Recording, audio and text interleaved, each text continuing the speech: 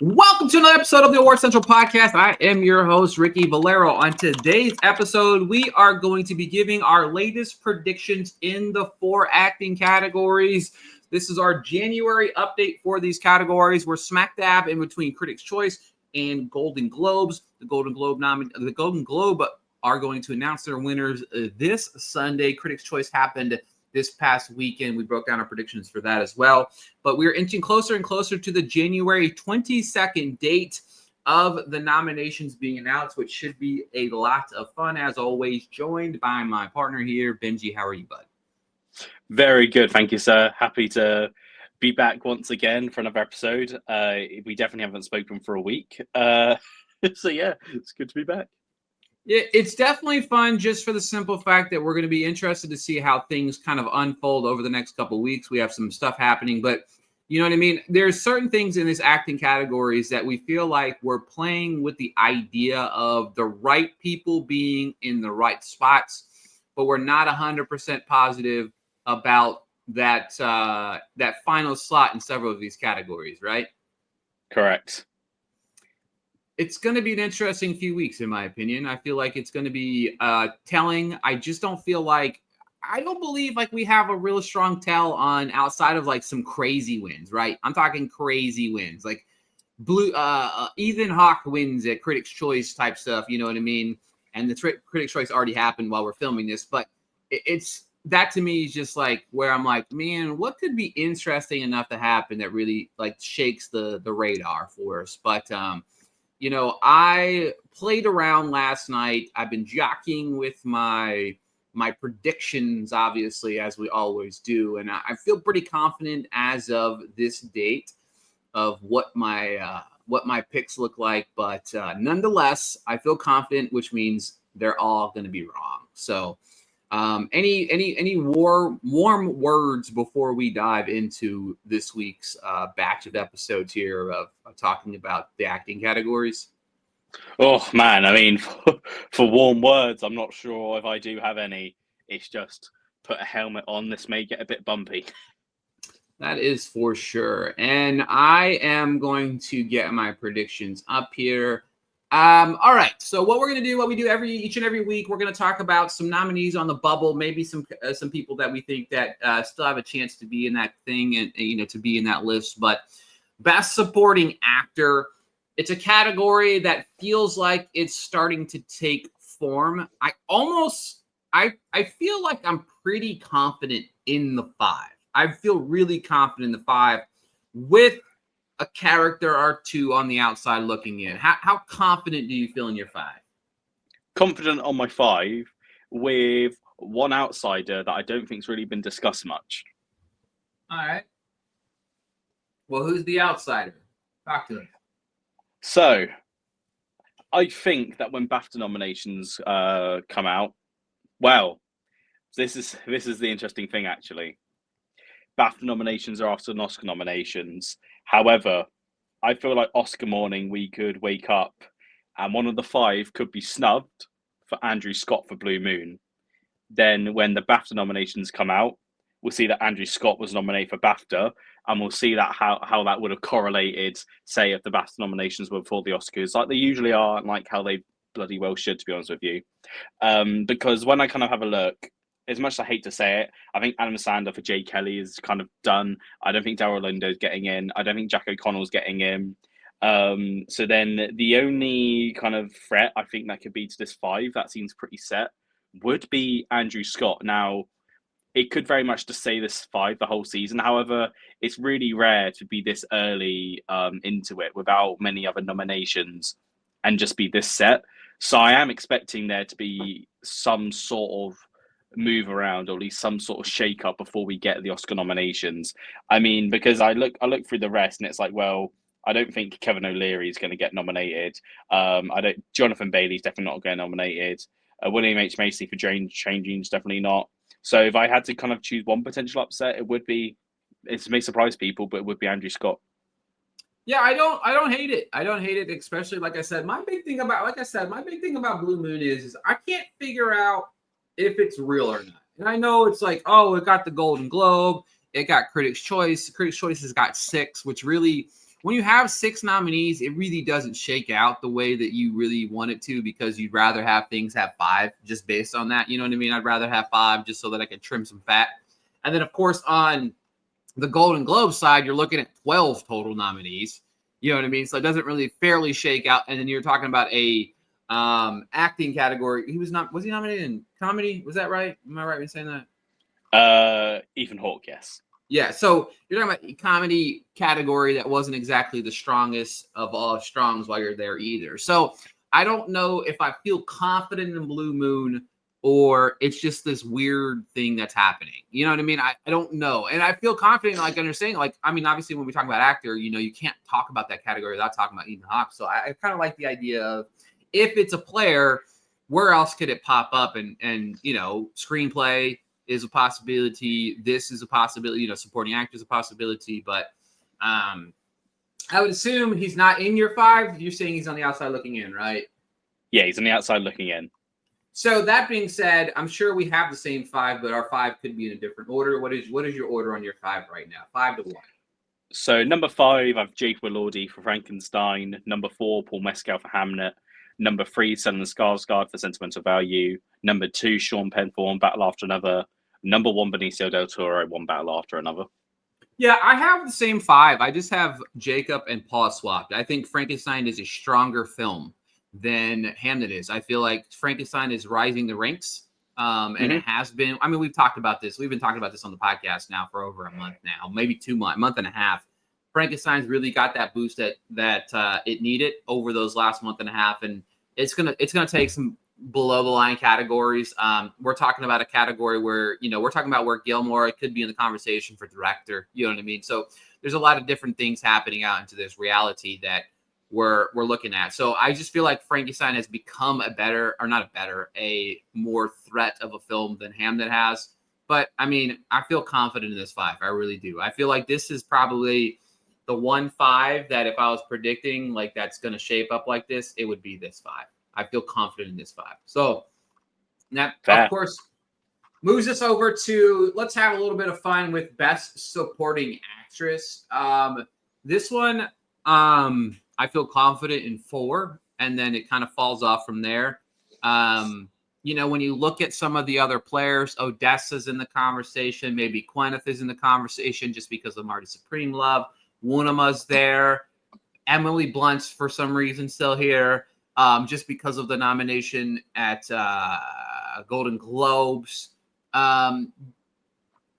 Is there anybody I didn't mention on your outside looking in? And you might even have one of those people in your 5, so I don't know. No, you said it all. I know Emily Blunt got the Golden Globe nomination. She may get SAG. I don't think she's going to get the Oscar nomination. I don't actually think Gwyneth Paltrow is going to get the nomination. I just don't think she actually. I'm quite surprised this being her comeback movie because she doesn't actually really do much in Marty Supreme. To be honest with you, it does feel quite odd. I feel like the one who's got better odds. The fact that she's got half the odds that Gwyneth does on Gold Derby is ridiculous, but I think Odessa's got a better chance of maybe being that outsider who gets in.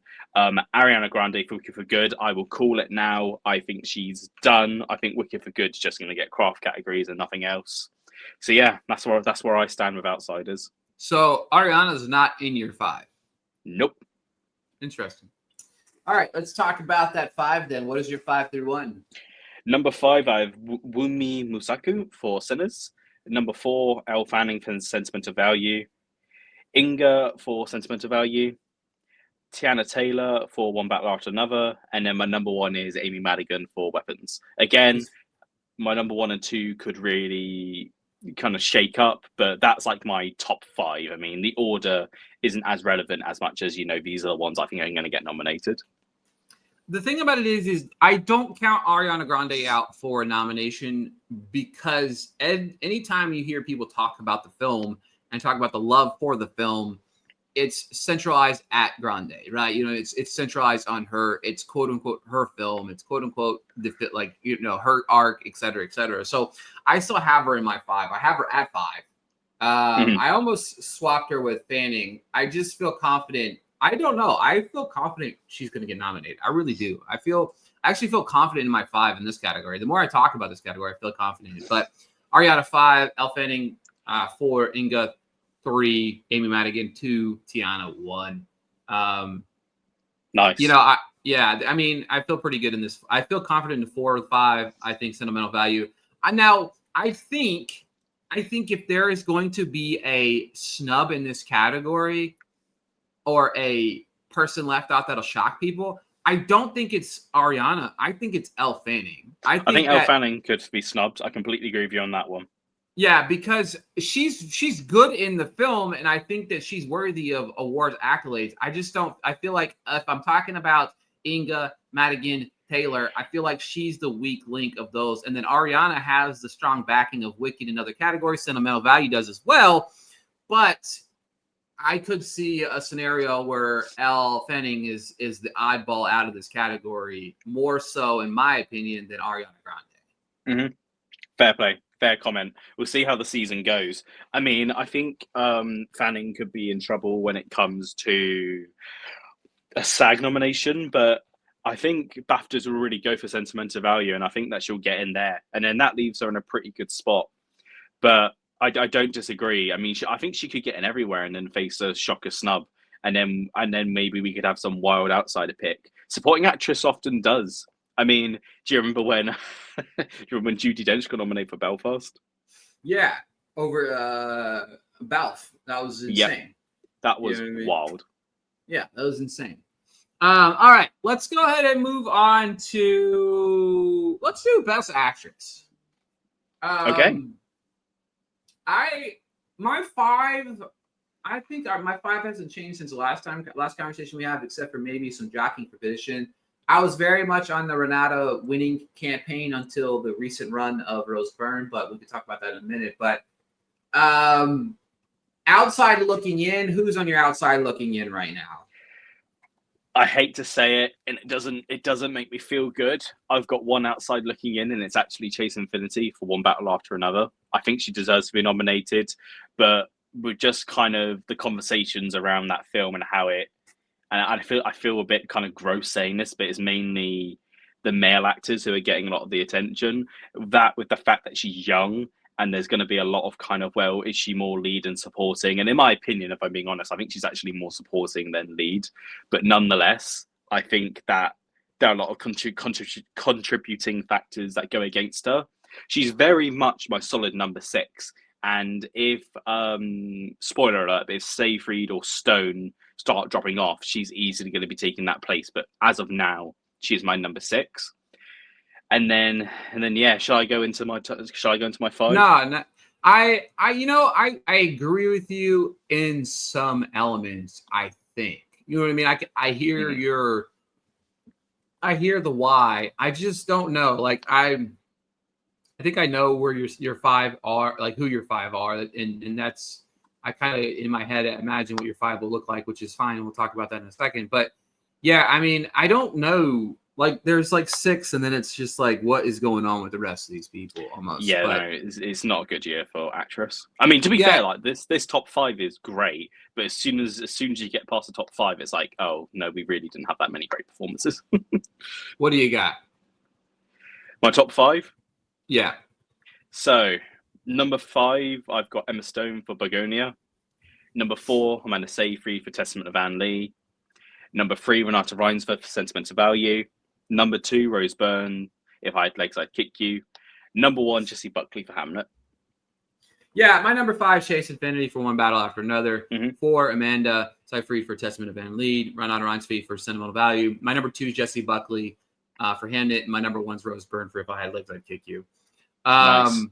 I truly think that there's a possibility, you know what I mean, that we see it could possibly be a Warner Brothers and A24 acting entourage here come Oscar day when they come winning. You know what I mean? It's definitely feels like, that's the possibility with I don't know. I just starting to feel this Rose Byrne effect that could be good or bad for me. You know what I mean? But at the end of the day, I can see a world where Jessie Buckley wins as well. It's not like I'm here saying, oh, Jessie Buckley's not going to win.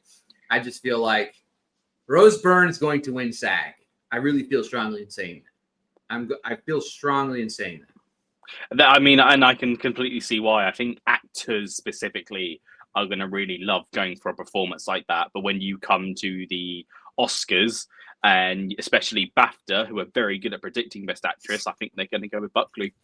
And that's the hill that I'm going to die on until I'm proven otherwise. Yeah, and that makes sense. You know what I mean? Like, I totally agree. You know what I mean? I could see. I don't know. I think that this will be a year where BAFTA gets it wrong, especially if they go Buckley. I'm going Burn. My eggs are in the Burn basket. All right. He's committed. Best actor. This is a fun category because there is maybe 6 or 7, and then of course for me, George Clooney always lingers just because it's George Clooney. You know what I mean? I don't think for Jay Kelly, we kind of both agree that Jay Kelly is not a film that's exactly the strongest, but at the same time, we both also feel like there is a scenario where George Clooney's George Clooney. You know what I mean? It's hard to not, it's hard to not put, the eggs in the basket of understanding who George Clooney is. I'm waiting to see if Jay Kelly gets a PGA nomination because that will really help settle like my thoughts. Yeah, and I could see George Clooney getting in at SAG too, just because again, SAG loves movies about movies. They love movies about career movies, and it's really just a George Clooney movie when it comes down to it. And I feel like if it can get a little extra nudge with the SAG nomination, maybe it starts to be a little bit more in the forefront of the conversation. And I really feel like the 5th slot is a toss-up. I don't feel like the 5th slot is exactly secured by any of the people in that bottom tier, because I think I don't know where you have your 5th slot. So, you know what I mean? Is it Ethan Hawke? Is it Joel Edgerton? Is it Jesse Plemons? You know what I mean? Like, is one of those guys? Is it Michael B. Jordan? I guess if you're on the Michael B. Jordan's not solidified in the 5. There's a lot of different avenues I think you could go into that 5 slot. I do think the top 3 is pretty strong. Yeah, what are your thoughts on actor before we give our 5? It's a really great year for actor, and I'm looking at these odds now and what people are predicting, and I think some of them are just straight up ridiculous. Like George Clooney has got a way better odds than 2.5% of being nominated. I think even maybe Lee Byung-hun for No Other Choice could potentially be an upset. Jesse Plemons is stronger than 6%. I think Oscar Isaac is stronger than 8%. I'd even go as far to say I think Dwayne Johnson's stronger than 9%. I feel like people maybe are, I don't want to be demeaning to other people, but I feel like they may be being a little bit misguided when it comes to predictions for Best Actor. But nonetheless, the main outsiders I have looking in, and there's a good few actually, I think this number 5 and maybe even number 4 slot could really be up for grabs. So we have Joe Edgerton on the outside looking in, Dwayne Johnson on the outside looking in, Oscar Isaac on the outside looking in, Jesse Plemons on the outside looking in, and George Clooney on the outside looking in. So we went from Best Actress as maybe one who could potentially make their way in to Best Actor, where the number 5 slot is just so up for debate. Who's knocking on my door? Oh, no mind. Ignore me. But yes, they're my thoughts on the outside looking in. Yeah, and I have Edgerton in right now. Spoiler alert, obviously. He's my 5, and I'm pretty positive you probably have Ethan Hawke as your 5. Yes. Okay, so yeah, and then I would assume your order. I'll be interested to see. Who do you have winning the Oscar? You have DiCaprio, I think, right? DiCaprio as of now, but that could easily change. Yeah, I have Chalamet right now at number 1, DiCaprio 2, Wagner 3, Michael B. Jordan 4, Edgerton 5 is my 5. Oh, okay. So yeah, number 5 Ethan Hawke, number 4 Michael B. Jordan, number 3 Michael McNamara, number 2 Timothy Chalamet, number 1 Leonardo DiCaprio. Yeah, so we have 4 of the 5. We just have Timmy and DiCaprio flip-flopped. And then, of course, 5, I have Edgerton, you have Ethan Hawke. I give Edgerton the slight edge because I feel like Train Dreams is going to – I think Train Dream pops up in way more categories here, and I feel like it's just going to help him in the grand scheme of things. But Ethan Hawke, again, I talked about it earlier. I don't know what to feel about Ethan Hawke. It feels good to vote for Ethan Hawke, to nominate Ethan Hawke. But right, that being said, it's Ethan Hawke, you know what I mean? The argument that Joel Edgerton has is that his movie's closer to Best Picture nomination than Blue Moon is.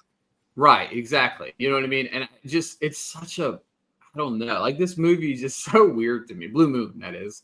It's such a weird movie for me. And I'm trying to navigate the idea, I guess, you know what I mean, of the film being, where it is. But it's just weird. I don't know. I still just can't get behind it. I don't know why. I'm sorry. I don't know. I don't know. That's why I think a surprise supporting actor nomination may follow along with it to kind of give it a bit of company. Yeah. I mean, again, nothing would surprise me at this point, I don't think. So, but yeah, my 4 winners right now are Benicio, Tiana, Timothy, and Rose Byrne. So that's my 4 winners right now. I know your 4 winners are DiCaprio, Buckley, Amy, and Benicio. Correct. So I think it's gonna be fun. I look forward to what happens over the next few weeks. I look forward to seeing what happens at the Golden Globes. Any shocks and alls from wins from either Golden Globes or Critics' Choice as we inch closer to. Of course, SAG nominations are smack dab in the middle of all of this week. They're actually later this week from when this podcast is airing. So SAG nominees throwing in there, seeing what SAG does could change the momentum. I wouldn't be shocked to see The Rock's name pop up on SAG Day. You know what I mean? And could that help him? You know what I mean? That'd be pretty cool. You know what I mean? I think it's worthy of a nomination, but he needs SAG more than ever. To be honest, with you guys. Let me just quickly say something. So since 2000, when a Best Picture winning movie has had a leading actor nomination, it's won 4 out of 8 times. So based on that stat alone, they have Leonardo DiCaprio has a 50% chance of winning if you just base it on that stat alone. And then the ones that didn't win were Russell Crowe for A Beautiful Mind, Chiwetel Ejiofor for 12 Years a Slave, Michael Keaton for Birdman, and Viggo Mortensen. Now, you can look at Green Book, and that was never an overwhelming frontrunner. Chiwetel Ejiofor probably should have won that year, but he won to Matthew McConaughey. Michael Keaton lost to Eddie Redmayne, and then I can't remember who Russell Crowe lost to, but he didn't win. So Training Day. That was Training Day. That was a Training Day. Yes, well remembered. So there was obviously, not a very pleasant thing to talk about, but The Beautiful Mind with the Denzel Washington win was right after 9/11. So I think there's a lot of political factors that went into his win. Viggo Mortensen was never going to win. So then you only have 2 people left who didn't win. That kind of feels like, I wonder why they didn't win. And it's things like that kind of make me think, well, Leonardo DiCaprio, his character is very lovable in that movie. He's very much, the lead. It's Leonardo DiCaprio in the Best Picture winning movie compared to Timothée Chalamet, who will probably, if he does win, will be the only winner of the night for that movie, playing a character that isn't particularly likable, who was a young actor early in his career.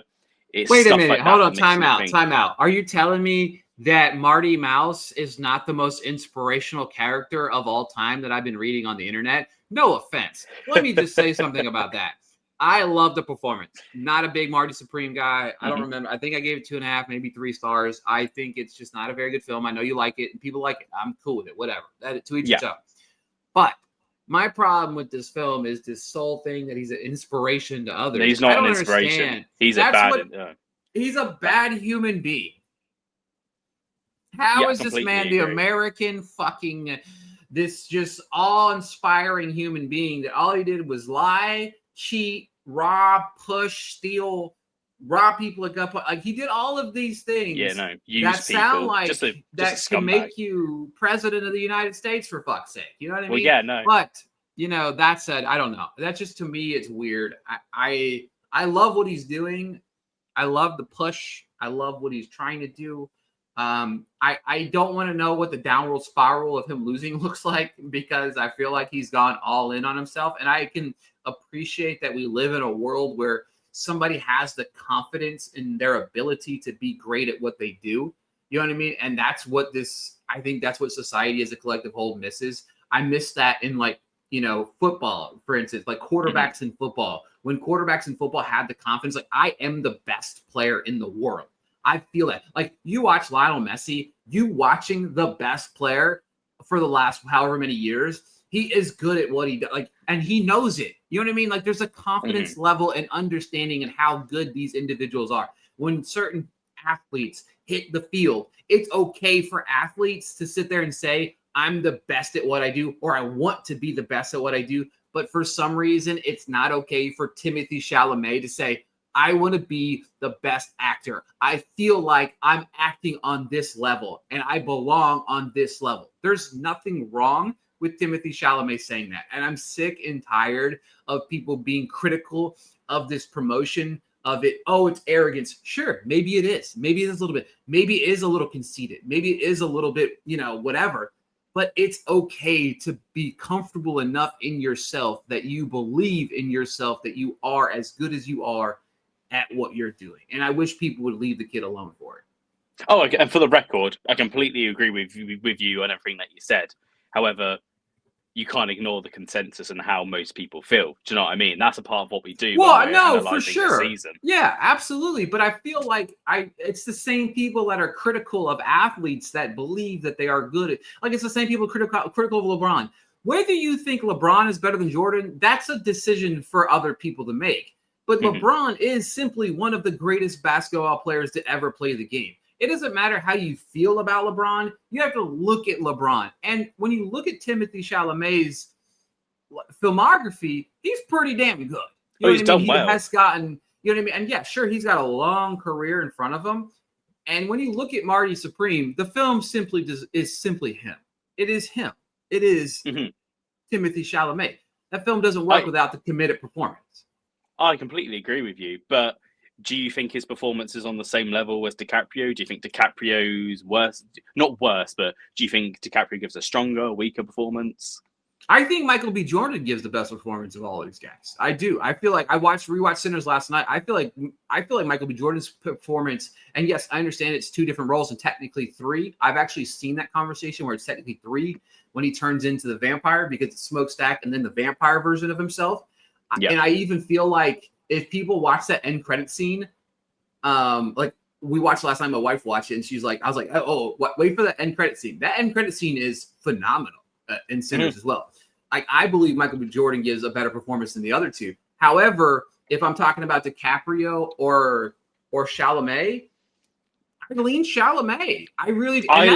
I completely lean Chalamet for the record. I think he should win, but I feel like there's a lot of bad will going towards Chalamet at the moment that doesn't make him as strong as DiCaprio. It's a lot easier to vote for DiCaprio when he's the leading actor in the Best Picture winning film, playing a much more likable character. However, there's a debate though when it comes to one battle after another that DiCaprio might not even give the best performance of the film. You know what I mean? And I don't think he does. I don't think he does. I don't think he does. I think, and again, I'm on record saying this, I believe Sean Penn's the best performance of that entire film.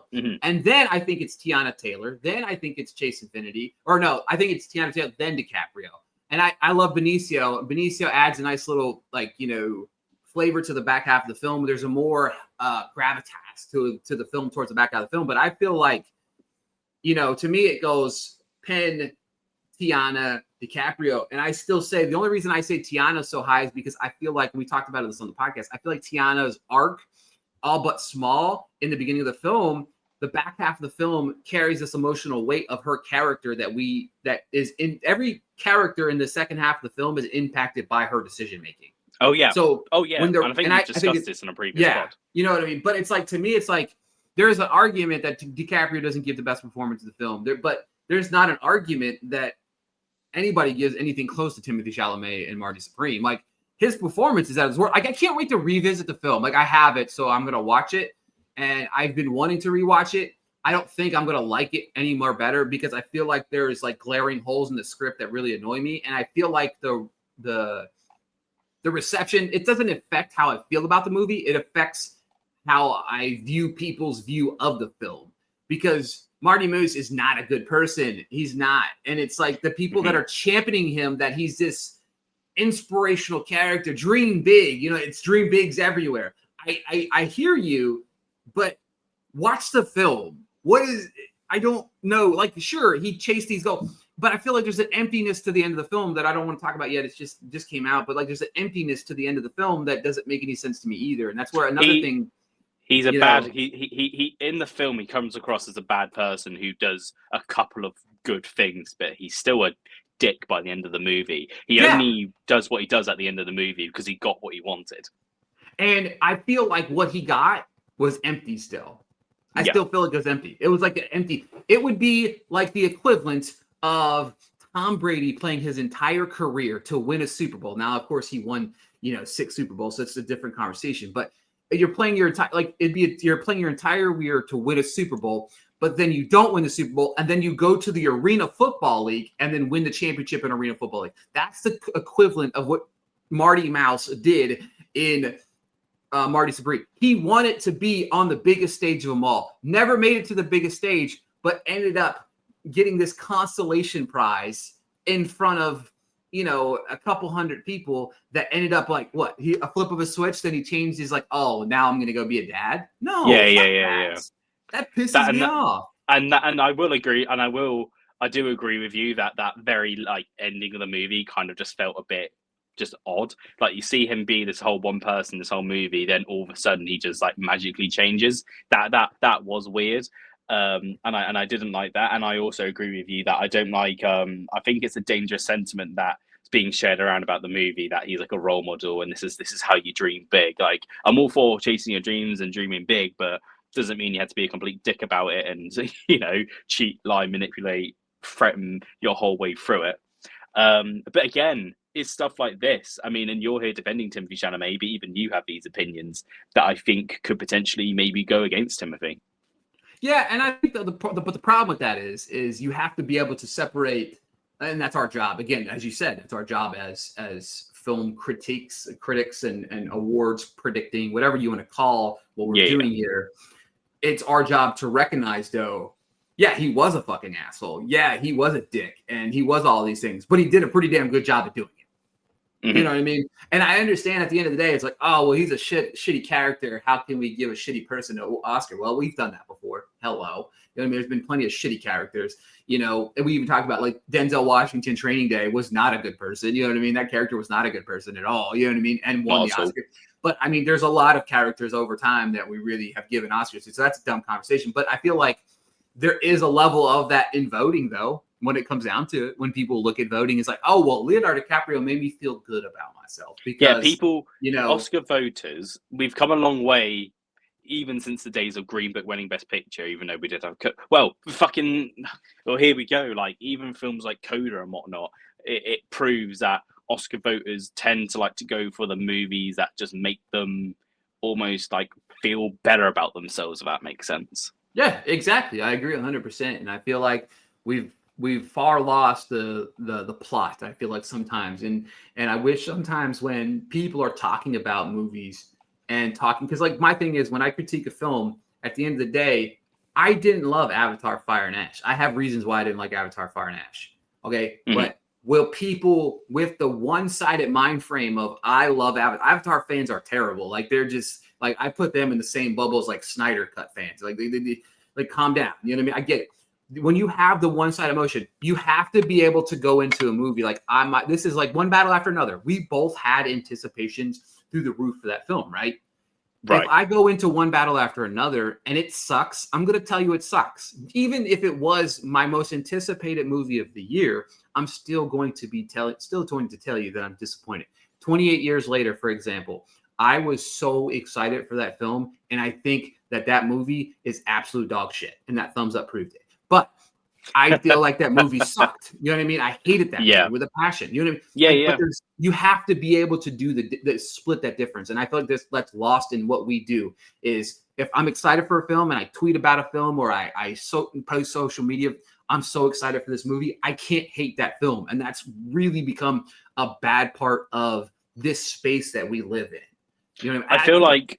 I feel like sometimes when people are so excited for a movie, when they come out of it, even if somewhere within them they know they didn't like it that much or it wasn't as good as what they wanted it to be, they're in such denial as they were just they had all of their expectations set on the fact they were going to love it that they feel let down and they're just kind of in denial about it all. It's like it's like being young and having your first high school sweetheart break up with you. You can't believe it, and you just want to make excuses for why that is. And I think I think that's the reason why we're lacking. And there's so many great film critics this year, because you have to have that kind of yin and yang about you, where you're very neutral, you're very balanced, you can give an honest opinion. But then I'm going on Twitter and Letterboxd all the time, and I'm seeing these people that I've admired for ages, like aggressively hammering down on movies like Avatar: Fire and Ash, who are just trying to make excuses for why it works, and name calling people that don't like the movie. And it's like, just stop it. Like, you're so big headed, bro. Just stop.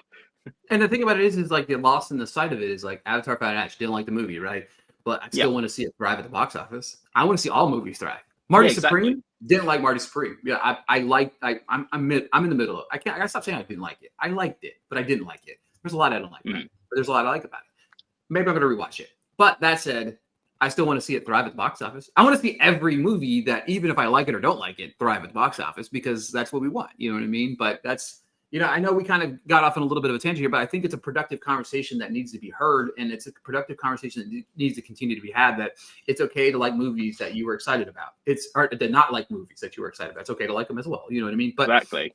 It's important to dissect the outer aspect of award season as well. You know what I mean? Like for instance, like even talking about in this podcast is like, I don't understand Ethan Hawke and Blue Moon. I'm openly honest about not understanding why this film is getting it, outside of the fact that it's Ethan Hawke, and that plays a factor in award season.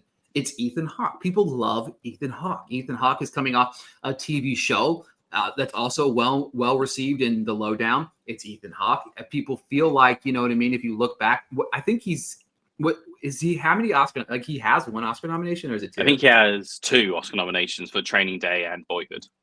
Right. So, you know what I mean? Like there's a level of, 2015 was his last nomination. You know what I mean? Yeah, you're right. So, I mean, and he's lost both of those, you know what I mean? Like there's that going in his favor as well, but it's just interesting to have these conversations. And it was a great conversation. And we sparked I think a genuine talk about the levels of depth that I don't think you hear or see in the world of film space. So, no. But yeah, that said, we don't want to take too much of your time. That went off the rails a little bit, but you know what it is? I like when it does. It was a good conversation, though. Yeah, I'm glad we had that chat. Yeah, it's an honest conversation about stuff as a collective whole. We'll be back. I think the next time you might hear us is going to be Golden Globe night, after the show is over. Hopefully there's some fun things to talk about that night. Maybe we'll spark up some conversation about the SAG Awards at some point, maybe too. Maybe that'll just be the night of the Golden Globes. I don't know. We'll figure something out. We're going to be in your ears a lot over the next couple of weeks. We've got a lot going on. We have a lot to talk about with SAG, Golden Globes, Critics' Choice winners coming out here soon. Predictions up everywhere. But thank you guys so much for tuning in to another episode of the Award Central podcast. We'll be back soon. See you later, folks.